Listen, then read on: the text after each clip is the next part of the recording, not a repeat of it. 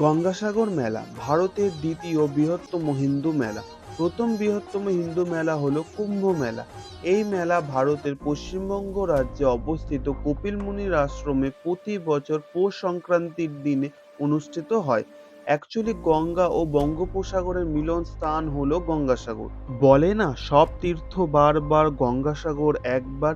বিখ্যাত এই প্রবচনটি কিভাবে এলো জানেন? বিংশ শতাব্দীর গোড়ার দিকে এই গঙ্গাসাগরের যাত্রাপথটি ছিল অতি দুর্গম। তখন গাড়ি ছিল না, মানুষদের হেঁটেই যেতে হতো। তখন তাদের সামনে আসতো বাঘ, বনের অন্যান্য হিংস্র পশু, সাপ এবং কুমির। তাছাড়া সেকালে চোর ও ডাকাতের উপদ্রব কিন্তু অনেক বেশিই ছিল। সেই সময় তীর্থযাত্রীরা কলেরা ও বসন্ত এসব ব্যাধিতে মারাও যেত। সেহেতু তীর্থযাত্রীরা ভেবেই যেত স্বগিয়ে আর ফেরা হবে না। এই জন্য এই লাইনটি বলা হতো। কিন্তু বর্তমানে সাগরযাত্রা অনেক সহজ হয়ে গেছে। পলাশির যুদ্ধের পর ইংরেজরা তাদের বাণিজ্যের উন্নয়নের জন্য এই গঙ্গাসাগর দ্বীপটিকে বেছে নিয়েছিলেন।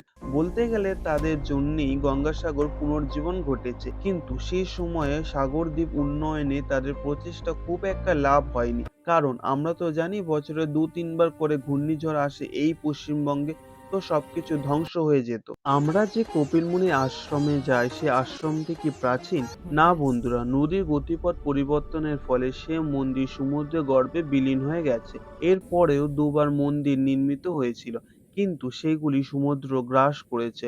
বর্তমান মন্দিরটি আদি মন্দিরের থেকে প্রায় ২ কিলোমিটার দূরে অবস্থিত। লক্ষাধিক টাকা ব্যয় করে হনুমানগড়ি মঠের হোমন্ত রামদাসজি মহারাজ ১৯৭৩ খ্রিস্টাব্দে এই নতুন কপিল মুনি মন্দিরটি নির্মাণ করেছিলেন।